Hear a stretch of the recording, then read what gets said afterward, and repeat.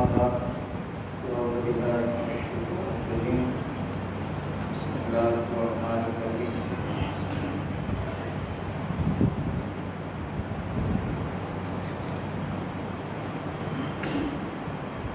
الأخلاء يومئذ بعضهم لبعض عدو مبين للمتقين صدق الله العظيم صدق رسوله النبي الكريم بارك الله بكماله وشكر بجماله رحمة حبيب بصالحه صلوا عليه وآله الصلاة والسلام عليك يا سيدي يا رسول الله وعلى آلك وصحبه يا حبيب الله گھوشنا کے بعد اس رب العزت کا شکر ادا کرتے ہیں جس نے اپنے حبیب صلی اللہ علیہ وسلم کی معرفت سے آپ کے تصور سے ہمیں اپنی بارگاہ میں حاضر کی توفیق عطا فرمائی۔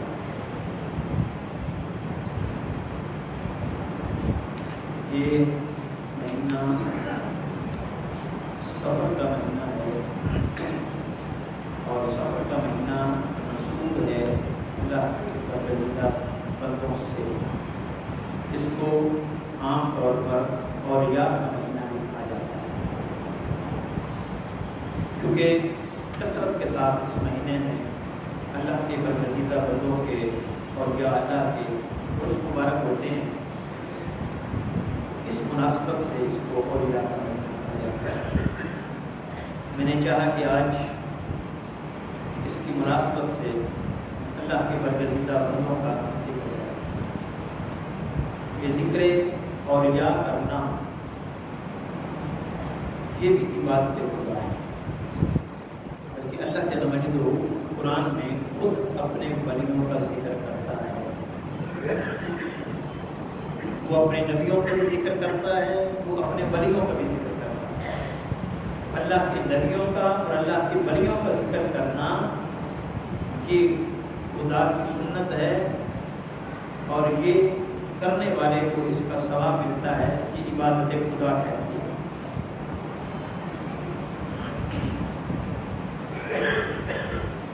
اور اس کے علاوہ بڑے صغیر پاک کی بہت بڑی عظیم ہستی جسے دنیا علوم داتا صاحب کے نام سے یاد کرتی ہے، ان کا عرس بھی اسی مہینے میں ہے۔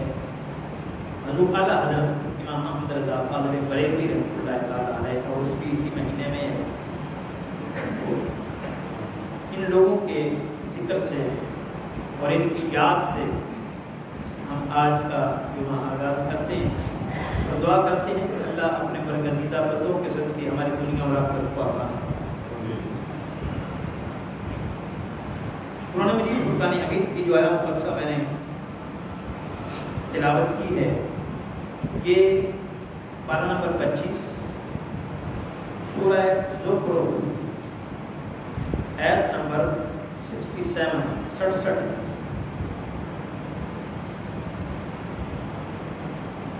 اس میں اللہ تعالیٰ مجدہ ارشاد فرماتے ہیں کہ الاخلاء یومئذ،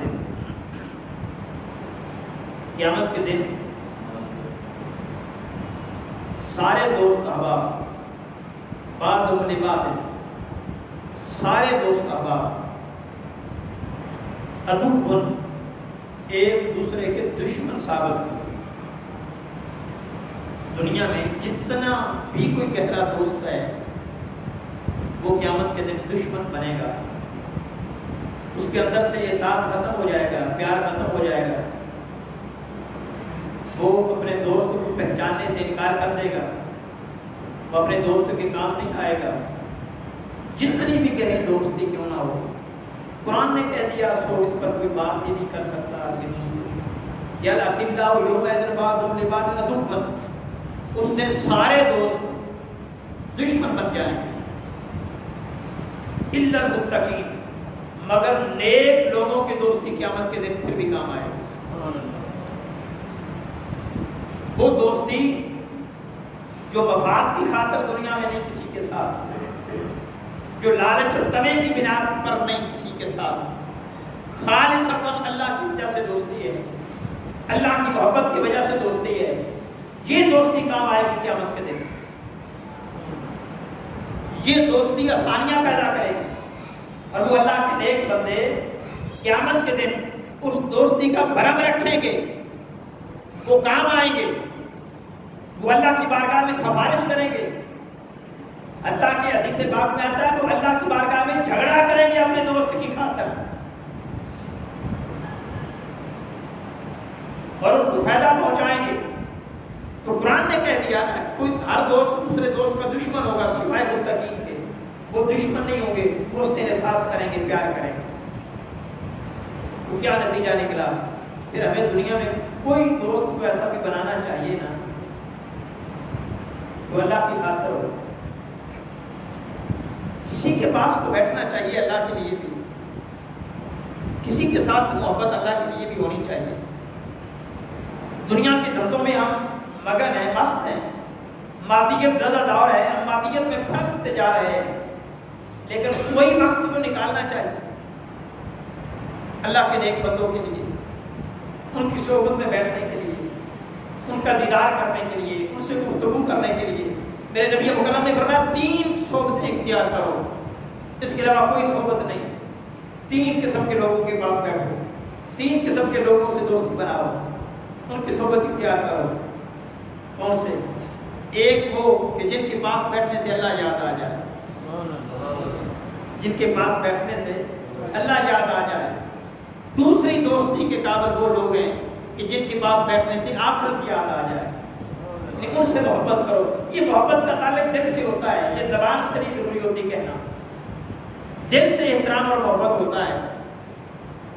دل سے محبت کرو ان لوگوں کی، دل کی رغبت ہو ان لوگوں کے ساتھ۔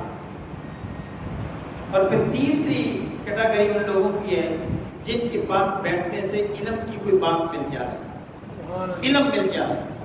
یہ 3 دوستیاں اختیار کرنے کا کہا گیا ہے۔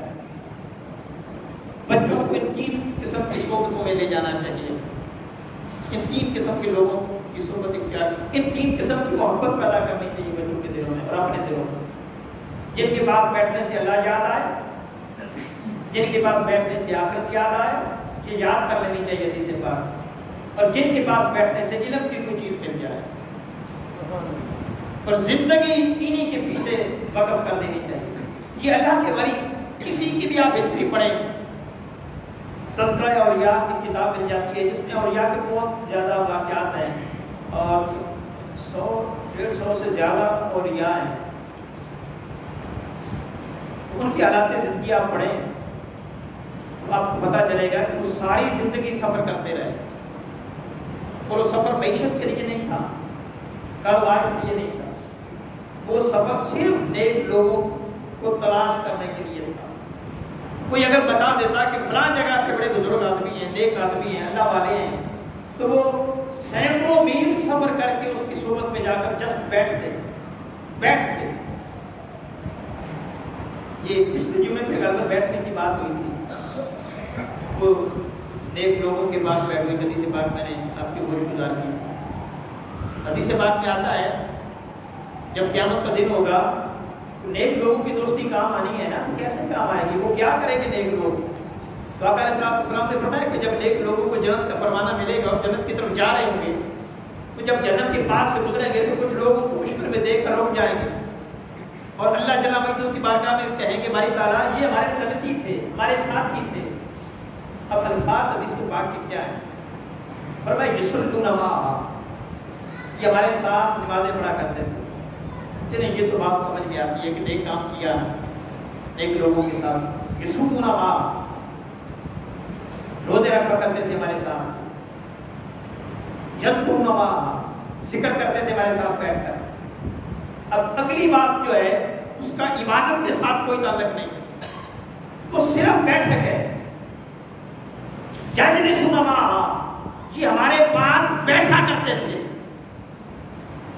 نماز روزے والے کا ذکر کر دیا، حالانکہ وہ بھی بیٹھ کر ہی نماز پڑھتے تھے تو بیٹھتے بھی تھے نا، تو یہ جو یجلس کا ذکر الگ سے کیا ہے، اس کا مطلب یہ ہے کہ وہ نماز روزہ ہی نہیں، وہ صرف بیٹھا کرتے تھے آپ کے پاس آ کر، یجلس صرف بیٹھا کرتے تھے. ان کو اتنا ہی موقع ملا تھا کہ وہ بیٹھے تھے کچھ دیر کے لیے، وہ پہچان جائیں گے اور کہیں گے باری تعالیٰ ہم بھی اس وقت تک جنت میں نہیں جائیں گے جب تک اپنے ان دوستوں کو ساتھ نہ لے جائیں. حدیث پاک میں آتا ہے اللہ فرمائے کہ جاؤ جس کو پہچانتے ہو دونوں سے نکال کر جنت میں لے جاؤ. گویا پہچان کرانی چاہیے نیک لوگوں سے، اپنی اتنی صحبت تو کم سے کم ہونی چاہیے کہ ان کو پہچان ہو، وہ دیکھتے تو وہ پہچان تو سکیں کہ یہ ہمارا مجلسی ہے. اللہ جل مجدہ کے ساتھ محبت کرنے والے کے ساتھ محبت کرنا یہ بھی خدا کی عبادت ہے. اور پھر قرآن مجید فرقان حمید میں ہے ان الذین آمنوا وعملوا الصالحات سیجعل الرحمن ودا، جو لوگ نیک عمل کرتے ہیں اور ایمان لاتے ہیں اللہ ان کی محبت لوگوں کے دلوں میں رکھ دیتا ہے.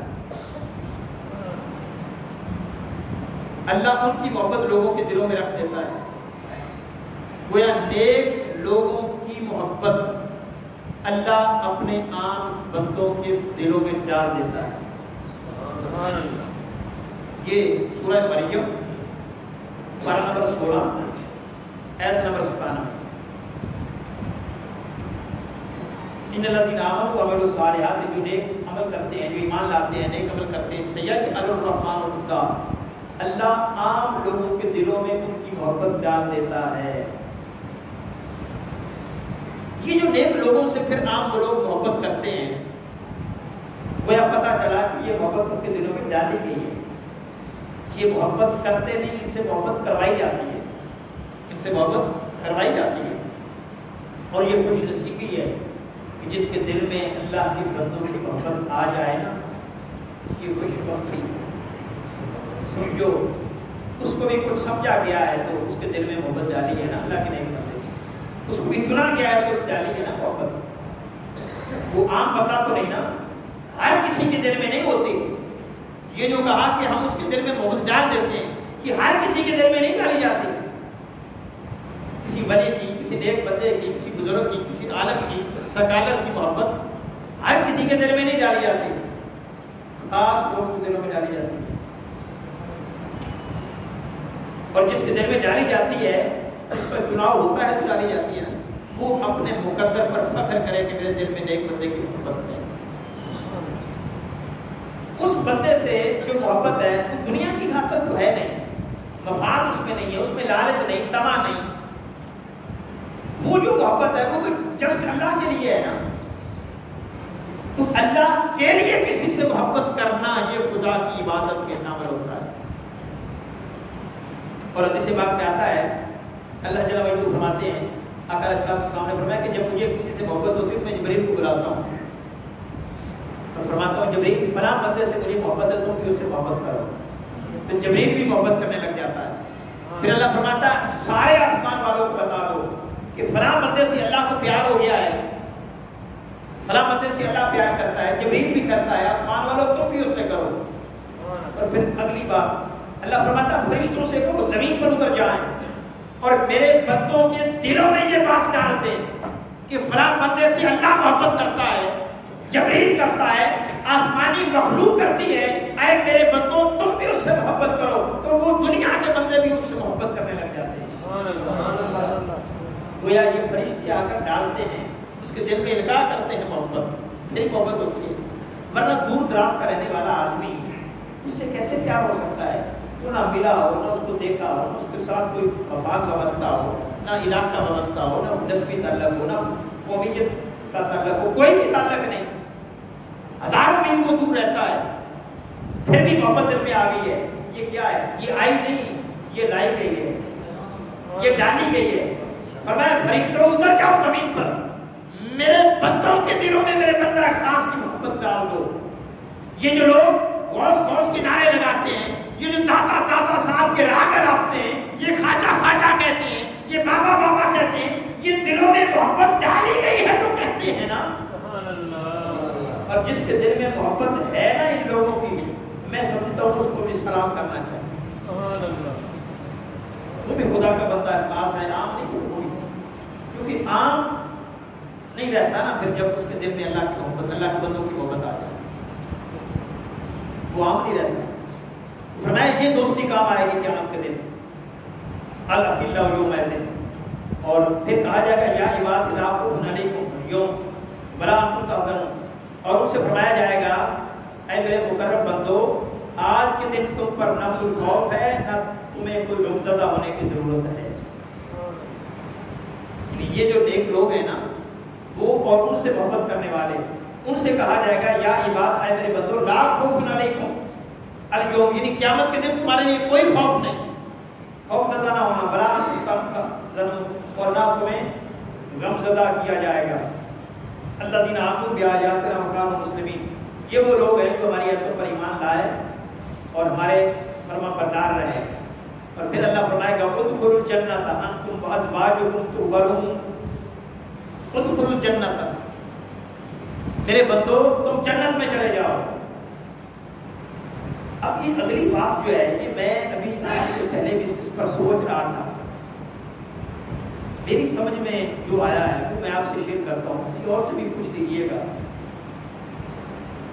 ذکر تو ہو رہا ہے کہ اللہ کے نیک بندوں کا، کہ جو اللہ پر ایمان لائے، نیک عمل کیے، اللہ کی آیتوں کو مانا، اس کی فرما برداری کی، ان سے کہا جا رہا ہے جنت میں داخل ہو جاؤ، تم جنت میں داخل ہو جاؤ، بات ختم ہو گئی۔ یہاں تک جنہوں نے نیک عمل کیا تھا اس میں آ گئے نا، نیک عمل کرنے والوں سے کہہ دیا کہ تم جنت میں داخل ہو جاؤ۔ وَأَزْوَاجُكُمْ، اور اپنے ساتھ اپنی بیویوں کو لے جاؤ۔ یہ اس کیٹیگری میں نہیں آئی تھی، کیونکہ ان کا تو ذکر کر دیا، جو نیک لوگ ہیں، ایمان لائے، نیک عمل کیے، وہ جنت میں چلے جائیں، اور فرمایا اب تمہارے جنت میں جانے کے لیے اکیلا پن نہیں ہم برداشت کریں گے۔ وَأَزْوَاجُكُمْ، اگر تمہیں کہہ دیا ہے جنت میں تو دل میں خیال آئے گا جس نے ساری زندگی میرا ساتھ دیا ہے، جو میرے دکھ سکھ میں شریک رہی ہے، جس کی سنگت سے مجھے مزہ آتا تھا، جس کی سنگت مجھے راحت پہنچاتی تھی، سکون پہنچاتی تھی، باری تعالیٰ اب مجھے تو جنت میں بھیج رہے ہو، کیا اب میں چھوڑ دوں اس کو؟ تو اللہ فرمائے گا جاؤ اس کو بھی ساتھ لے جاؤ۔ گویا یہ جو بیوی کو ساتھ بھیجا جا رہا ہے، یہ نیک بندے اور نیک شوہر کے سب سے بھیجا جا رہا ہے، جو میری بات سمجھ میں آئی ہے۔ حالانکہ اگر وہ بیوی آج خود بنی ہوتی پھر وہ اس کیٹیگری میں آ جاتی، پھر الگ سے اس کا ذکر کرنے کی ضرورت نہیں تھی۔ فرمایا جو نیک لوگ ہیں ان کو جنت میں بھیجا گیا، اور فرمایا ساتھ تم اپنی بیویوں کو بھی لے جاؤ۔ گویا نیک آدمی خود نہیں جائے گا، وہ جس کو چاہے گا وہ بھی جنت میں ساتھ جائے گا۔ اور اگر بیوی اپنے شوہر سے محبت کرتی ہوگی تو جائے گی نا، اگر نفرت کرتی ہوگی تو پھر بھی چلی جائے گی، بولیں پھر بھی چلی جائے گی؟ نہیں، المرء مع من احببت، حدیث پاک ہے آدمی اس کے ساتھ ہوگا جس سے محبت کرتا ہے۔ اس شوہر کی خاطر اگر جائے گی تو محبت کی بنا پر جائے گی یا نفرت کی بنا پر بھی چلی جائے گی؟ اس بندے کی مرضی سے جائے گی یا بندے کی مرضی کے بغیر جائے گی؟ مجھے یہ بتائیں بھئی، اللہ نے تو بندے کو راضی کرنا ہے نا، بھئی تجھے جنت میں بھیج رہے ہیں، اب جو تیرا محبوب ہے، جسے تو چاہتا ہے، جس کی صحبت سنگت سے تمہیں راحت ملتی ہے، اس کو بھی ساتھ لے جا۔ تو بیوی پھر وہی چاہے گی نا جو شوہر کو راحت پہنچانے والی ہے، اور شوہر بھی پھر اسی کا ذکر کرے گا نا، مولا اس کو بھی ساتھ بھیج دے جس نے دنیا میں سکون پہنچایا ہوگا، لیکن جس کی وجہ سے دنیا ہی اس کی مشکل میں پڑ گئی، پھر وہ جنت میں ساتھ جا سکتی ہے؟ کسی مولوی صاحب نے کہا تمہاری بیویاں بھی تمہارے ساتھ جنت میں جائیں گی، تو وہ عام بندہ بیچارہ کہہ رہا تھا لو دسو، تو مطلب وہ تو سکون سا نہیں ملے گا۔ تو جن کے گھر اپنی بیوی کی وجہ سے بے سکونی کا شکار ہے، جن کے گھر اپنی بیوی کی وجہ سے بے سکونی کا شکار ہے، اور بیوی نے ان کا سکون چھین لیا ہے، اگر کسی وجہ سے یہ جنت میں چلے گئے تو وہ نہیں جائیں گی، پھر وہ اپنے شوہر کی عزت کریں، احترام کریں، ان کو وہ مقام دیں جو ان کا بنتا ہے۔ اس آیت کی روشنی سے خدا کی قسم جو سمجھ میں آتا ہے وہ یہ ہے کہ اگر شوہر بخشا گیا تو اللہ جل مجدہ اس کو اکیلا نہیں بھیجے گا، کہے گا میں نے تمہیں جنت میں بھیج دیا ہے، اب تم اپنے ساتھ بیوی کو بھی ساتھ لے جاؤ۔ خاص ذکر کیا ادخلوا الجنت، تو تم چلے جاؤ، بعض تم اپنی بیوی کو بھی لے جاؤ۔ تو برون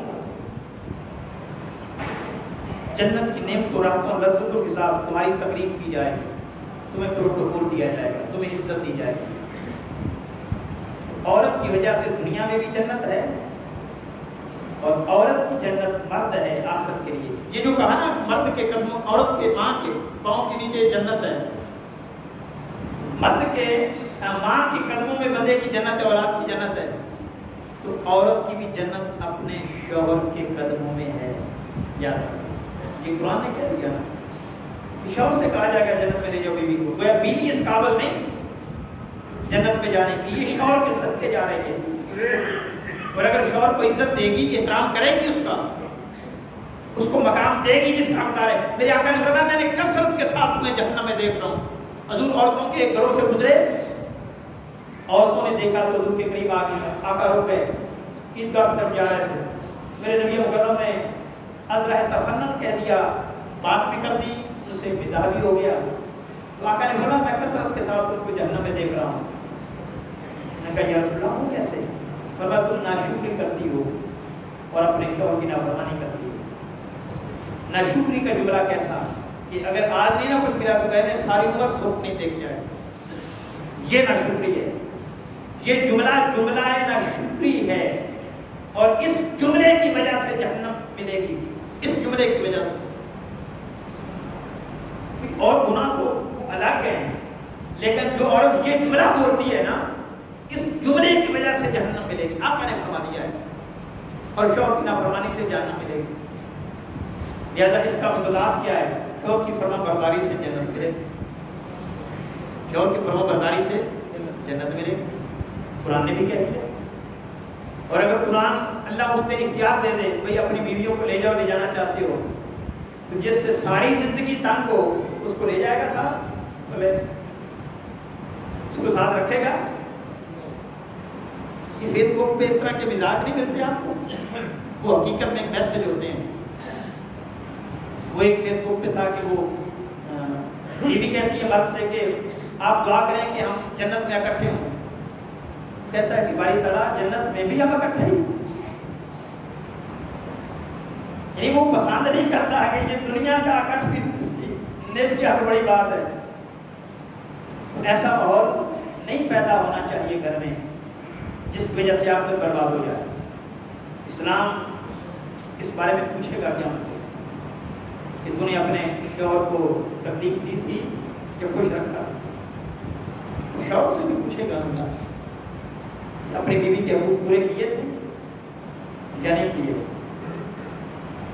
تو یہ دونوں ہاتھوں سے تعلیم ہے۔ باہر کے اختیار جو ہے، اقتدار جو ہے گھر کا، وہ مرد کے پاس ہے۔ اب الرجال قوامون علی النساء، گھر کی ایک جو سلطنت ہے اس کی حاکم مرد ہے۔ گویا جو فیصلہ کن فیصلہ ہوگا نا وہ مرد کے ہاتھ میں، لیکن یہاں پہ عورت مرد کو اختیار نہیں دیتی، چھین لیتی ہے۔ تو جب کسی کا اختیار اور حق چھینا جائے گا پھر پرابلم پیدا ہوتے ہیں۔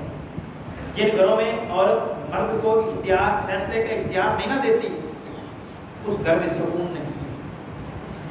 اور جہاں عورت رائے دیتی ہے لیکن فیصلے کا حق مرد کو دیتی ہے، شوہر کو دیتی ہے، وہاں سکون ہوگا۔ قرآن نے بھی کہا ہے الرجال قوامون علی النساء، یہ ایک برابر ہے ویسے، لیکن ایک درجہ جو حاکمیت کا ہے یہ مرد کے پاس ہے۔ سوال یہ پیدا ہوتا ہے حاکم اس کو کیوں بنایا؟ بھئی کما کر بھی تو وہی لاتا ہے نا۔ عورت کو گھر چلانے کے لیے کمانے کی تو ضرورت نہیں نا، وہ تو مرد کی ضرورت ہے، مرد کی ہے نا، اپنا مرد پر فرض ہے نا، لہٰذا اختیار بھی فیصلے اس کے پاس ہے۔ تو فرمایا کہ اللہ فرمایا کہ جاؤ اپنی عورتوں کو بھی ساتھ لے جاؤ۔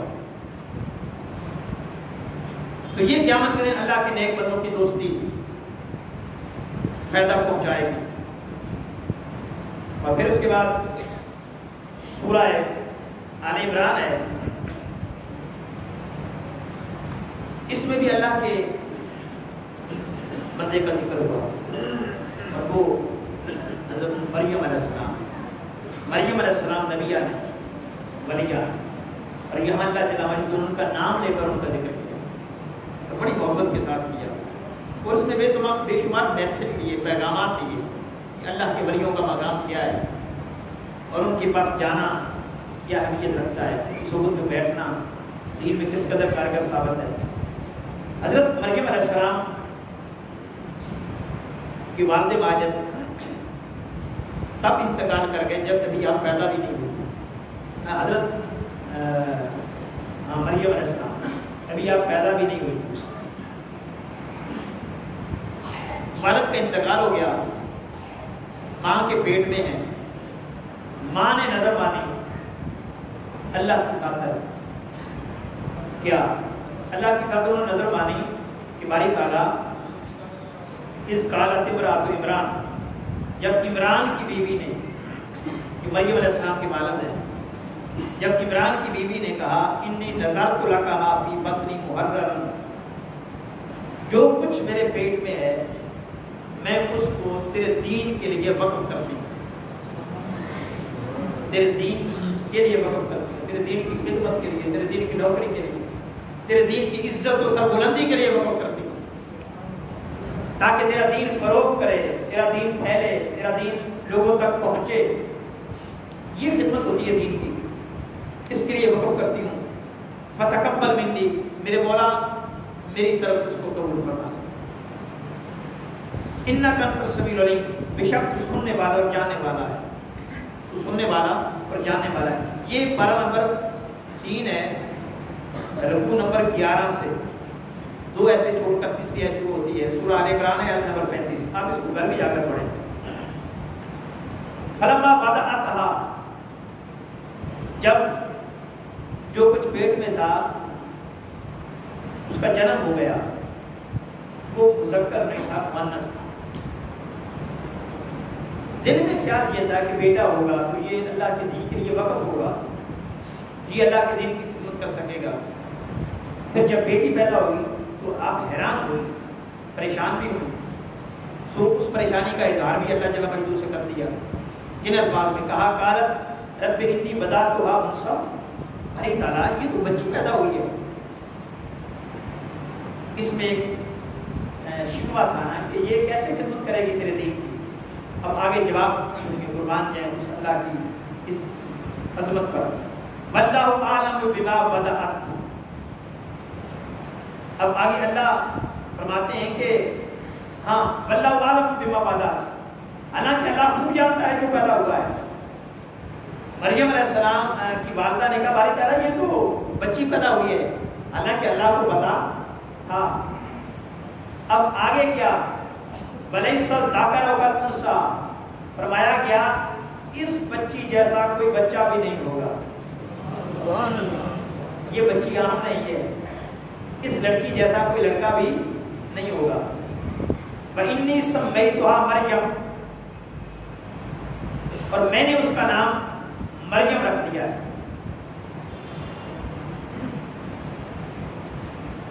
میں نے اس کا نام مریم رکھ دیا ہے۔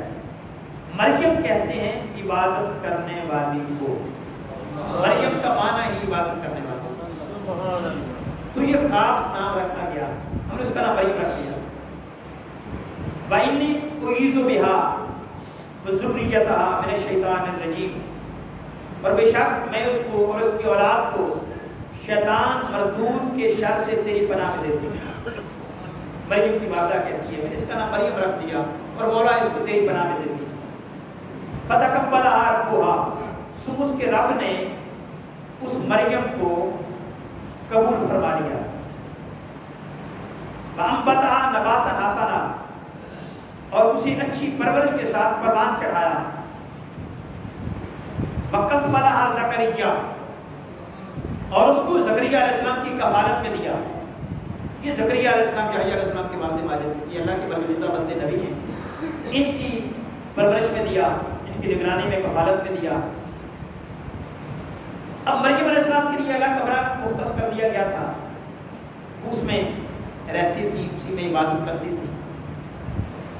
حضرت زکریا علیہ السلام حضرت مریم علیہ السلام کے خالو تھے، ماں کے بعد زیادہ کفالت کی حقدار پھوپھی نہیں ہوتی، دادی بھی نہیں ہوتی، خالہ ہوتی ہے۔ بات کو سمجھ گئے نا ساری؟ اب یہ نہال کی طرف چلا جائے گا بچہ، جو حق ہے نا زیادہ وہ خالہ کا ہے، کیونکہ خالہ کو آقا علیہ السلام نے ماں کے ساتھ منسوب کیا ہے۔ جتنا پیار ماں جیسا پیار جو خالہ دے سکتی ہے وہ نہ دادی دے سکتی ہے، ماں جیسا پیار نہ پھوپھی دے سکتی ہے، وہ خالہ دے سکتی ہے۔ خالہ سے ماں کی خوشبو بچے کو آئے گی، اس لیے کہا کہ خالہ پرورش کرے، اگر وہ نہیں تو پھر اس کے بعد درجہ بدرجہ جو بھی زیادہ قریب ہوگا۔ تو زکریا علیہ السلام کے گھر میں حضرت مریم علیہ السلام کی خالہ تھی، ان کی کفالت میں دے دیا۔ اب وہ الگ کمرے میں رہتی تھی، نماز بھی پڑھتی تھی، عبادت بھی کرتی تھی۔ اب زکریا علیہ السلام بچی کو ملنے کے لیے کمرے میں اسپیشل جایا کرتے تھے، جب گھر آتے تو بچی کے کمرے میں جاتے، مریم علیہ السلام کے کمرے میں۔ اب وہاں جا کر دیکھتے کہ مریم کیا کر رہی ہے، اور پھر کیا دیکھا، کلما داخل علیہا زکریا، کلما جب کبھی، اس کا مطلب ہے کہ وہ داخل ہوتے رہتے تھے۔ جب کبھی کا لفظ تبھی آتا ہے جب کثرت کے ساتھ آدمی اس جگہ پہ جائے، ورنہ کہا جب گئے، اس کا مطلب ہے ایک دفعہ گئے، ورنہ کلما جب کبھی داخل علیہا زکریا، جب کبھی زکریا داخل ہوتے علیہ السلام مریم علیہ السلام کے حجرے میں، وجدہ انتہا رزقا، تو وہاں مختلف قسم کے کھانے پاتے۔ یہ کھانے کا ذکر آ گیا ہے، اس میں کھانا بھی ہو سکتا ہے، روٹی بھی ہو سکتی ہے، سالن بھی ہو سکتا ہے، اس میں پھل بھی ہو سکتے ہیں، ہر قسم کے کھانے اس میں آ گئے۔ تو وہ بے موسم کھانے تھے، بے موسم پھل تھے، بے موسم کھانے تھے۔ حضرت زکریا علیہ السلام ان کو دیکھتے تو قال یا مریم، ایک دن نہ رہا گیا آپ سے، تو آپ نے کہا یا مریم انا لک ھذا، یہ کہاں سے آتے ہیں؟ کہ قرآن ہے اور نبی کی زبان سے ذکر ہو رہا ہے، یہ کوئی قصہ کہانی نہیں کہ ایسے کسی نے بیان کر دیا، نہیں، حقیقت ہے۔ بے موسم پھل حجرے میں، بے موسم کھانے حجرے میں۔ تو زکریا علیہ السلام کہتے ہیں یہ اللہ نے ان کی گفتگو قرآن میں ذکر کر دی نا، تو بے موسم پھل دیکھ کر، بے موسم کھانے دیکھ کر کہا یہ کہاں سے آتے ہیں؟ قال یا مریم، تو مریم علیہ السلام نے کہا قالت هو من عند اللہ، تو کہا کہ یہ اللہ کی طرف سے آتے ہیں۔ مریم علیہ السلام نے کہا کہ یہ اللہ کی طرف سے آتے ہیں، اور پھر آگے ایک جملہ بولا جس کو قرآن نے قرآن کا حصہ بنا دیا، اللہ نے قرآن کا حصہ بنا دیا کیا؟ ان اللہ یرزق من یشاء بغیر حساب، اللہ جس کو چاہتا ہے بغیر حساب کے رزق عطا فرماتا ہے۔ یہ مریم علیہ السلام کا بولا وہ جملہ ہے جو اللہ نے قرآن کا حصہ بنا دیا ہے، اللہ جس کو چاہتا ہے بغیر حساب کے رزق عطا کرتا ہے۔ اب یہ بات، یہ واقعہ ہو گیا، حضرت زکریا علیہ السلام نے وہاں حضرت مریم علیہ السلام کو دیکھا، بے موسم پھل دیکھے، آپ یہاں اولاد نہیں تھی۔ اب کہانی دوسرا رخ اختیار کرتی ہے، زکریا علیہ السلام کی یہاں اولاد، اور ہر شخص کو اولاد کی تمنا ہوتی ہے، بالخصوص اولاد نرینہ کی تمنا ہوتی ہے، اور اولاد نرینہ اور اولاد کی تمنا کرنا یہ کوئی گناہ کی بات نہیں، یہ نبیوں کی بھی سنت ہے، نبیوں کی سنت ہے۔ زکریا علیہ السلام کی یہاں بھی اولاد نہیں تھی، وہاں جب بے موسم پھل دیکھے تو حالت آپ کی یہ تھی، خود بوڑھے ہو چکے تھے، آپ کی بیوی بانجھ ہو چکی تھی۔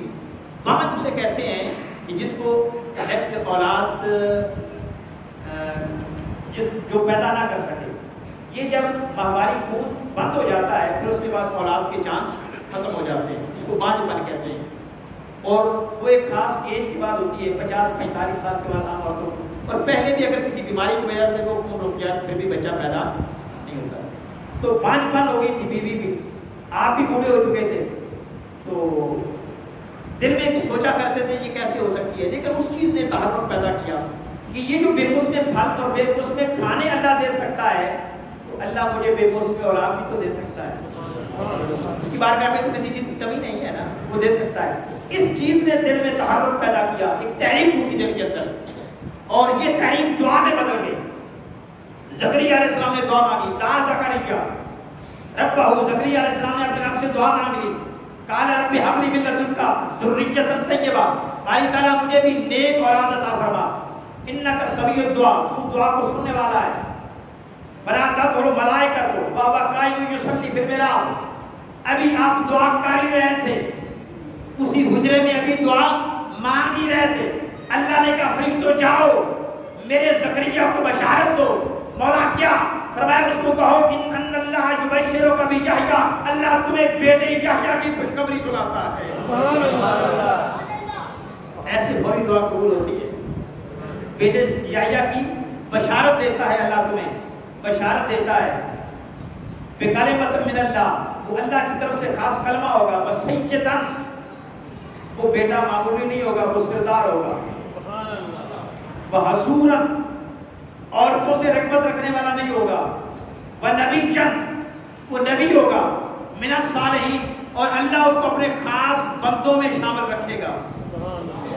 قال رب ان یکون لی غلام، میں ایک لفظ چھوڑ گیا ہوں، وہ بات اس کی وضاحت کروں گا۔ قال رب ان یکون لی غلام، تو زکریا علیہ السلام نے یہ سارا کچھ سن تو لیا، لیکن دل تسلیم نہیں کر رہا، جو دل میں کھٹکا تھا وہ کہہ دیا۔ کہا باری تعالیٰ یہ کیسے بیٹا ہوگا مجھے؟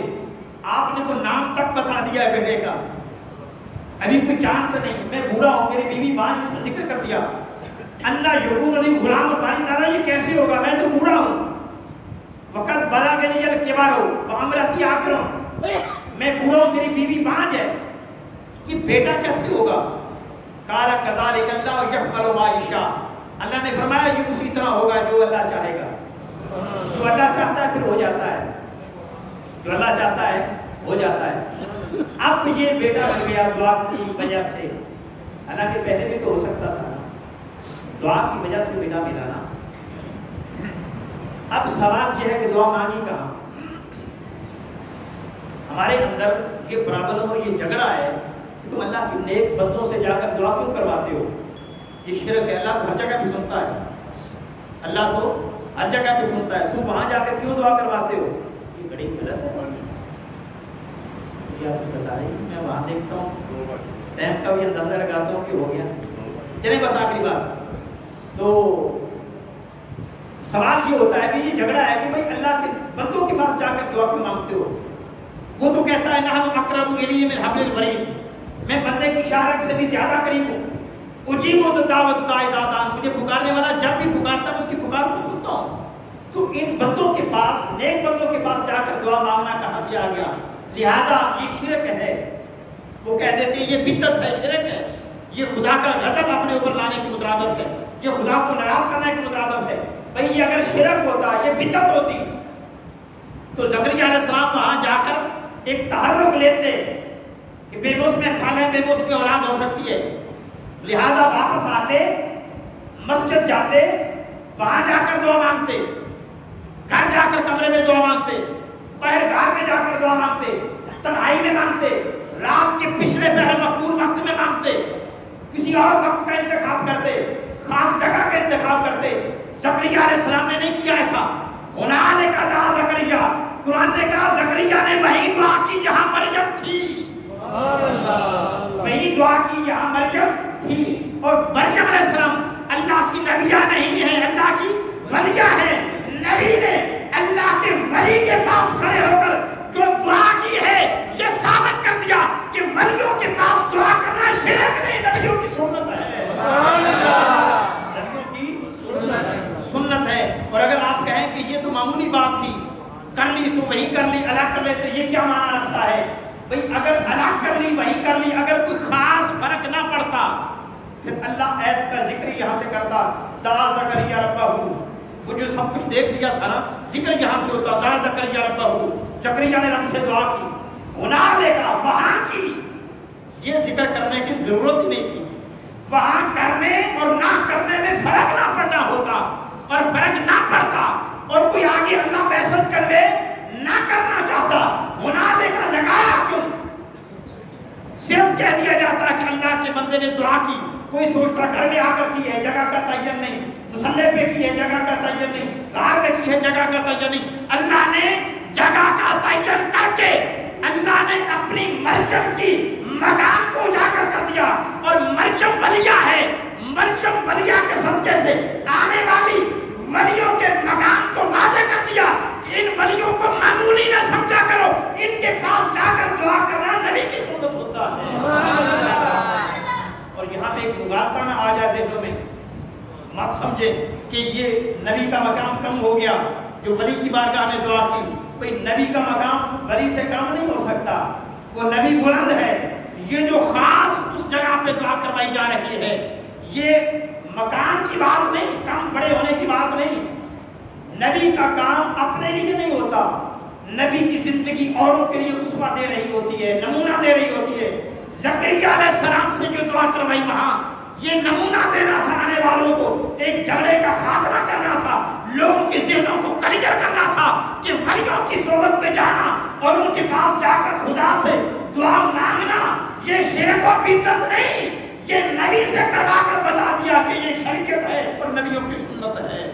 سبحان اللہ۔ لہذا اللہ فرماتا ہے کہ ان الذین آمنوا وعملوا الصالحات یجعل الرحمن ودا، جو لوگ ایمان لائے، نیک عمل کیے، ولی بنے، اللہ ان کی محبت اپنے بندوں کے دلوں میں ڈال دیتا ہے۔ جس کے دل میں اللہ کے بندے کی محبت نہیں، وہ اپنے ایمان کی فکر کرے، فکر کرے خدا کی قسم اپنے ایمان کی کہ اللہ کے کسی بندے سے اس کو محبت ہی نہیں ہے، وہ ہر کسی کے کیڑے ہی نکالتا رہتا ہے، کسی نیک بندے سے اس کو رغبت شغف ہی نہیں ہے، وہ اپنے ایمان کی فکر کرے۔ اللہ نے اس کو اپنے بندوں میں شامل کیا ہی نہیں، اگر کیا ہوتا تو اپنے نیک بندے کی محبت اس کے دل میں بھی ڈال دیتا۔ لہذا اگر کسی کے دل میں اللہ کے نیک بندے کی محبت ہے، اسے اپنے ایمان پر فخر کرنا چاہیے، اسے اپنے مقدر پر فخر کرنا چاہیے کہ یہ اللہ نے ڈالی ہے، یہ ہوتی نہیں، یہ ڈالی جاتی ہے۔ دعا ہے اللہ جل مجدہ عمل کی توفیق عطا فرمائے۔ یہ